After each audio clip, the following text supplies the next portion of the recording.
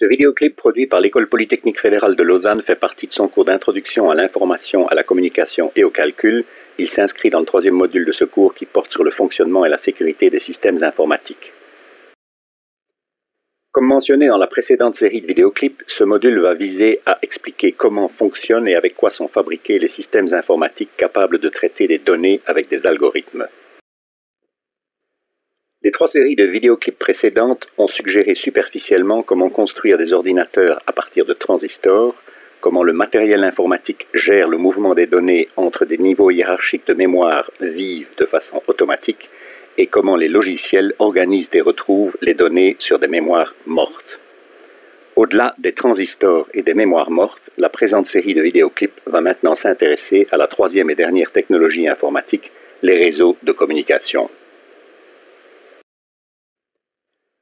La figure ci-contre reprend l'architecture d'un ordinateur de von Neumann avec son processeur, sa mémoire centrale et ses mémoires mortes, des disques dans l'exemple présent. Une telle machine serait bien inutile si elle ne pouvait pas communiquer avec ses utilisateurs. Les machines réputées postes de travail, consoles, desktop, laptop, tablettes, smartphones et autres gadgets et systèmes embarqués disposent donc aussi d'une interface utilisateur. Les machines à la réputation de serveurs n'ont pas nécessairement une telle interface utilisateur. Par contre, postes de travail, aussi bien que serveurs, ont aujourd'hui obligatoirement une interface réseau pour leur permettre de communiquer entre elles. Les interfaces utilisateurs des machines constituent ce qu'on appelle en anglais les front-ends ou avant-plans de ces machines, alors que leurs interfaces réseau constituent ce qu'on appelle les back-ends ou arrière-plans de ces machines.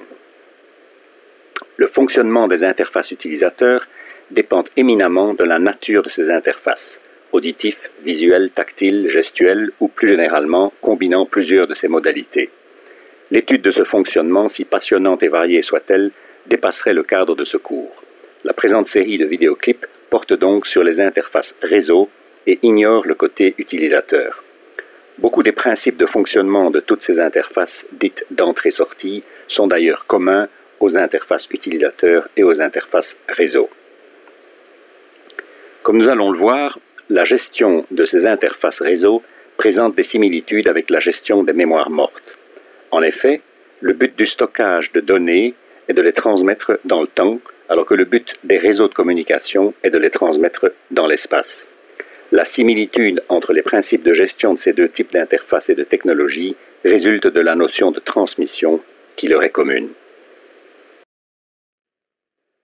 En effet, le but de la gestion des mémoires mortes est de savoir où, quand et comment stocker des données pour les retrouver ultérieurement. De la même façon, le but de la gestion des réseaux est de savoir où, quand et comment envoyer ces données pour les transmettre à distance. On voit donc bien la dualité espace-temps de ces objectifs. La présente série de vidéoclips va survoler le sujet des réseaux informatiques en 9 étapes. Primo, les 3 clips suivants expliqueront le besoin de structure des données dans la gestion des réseaux, puis décriront 3 concepts structurels fondamentaux et complémentaires, les notions de protocole et de message, de couche et d'encapsulation. Secondo, 5 clips suivants exploreront ensuite les aspects structurels de l'Internet, sa topologie et ses interfaces, ses mécanismes de commutation et de routage et ses protocoles. Et enfin, tertio, un dernier clip brossera un rapide tableau des types de réseaux qui ont été développés au cours du temps.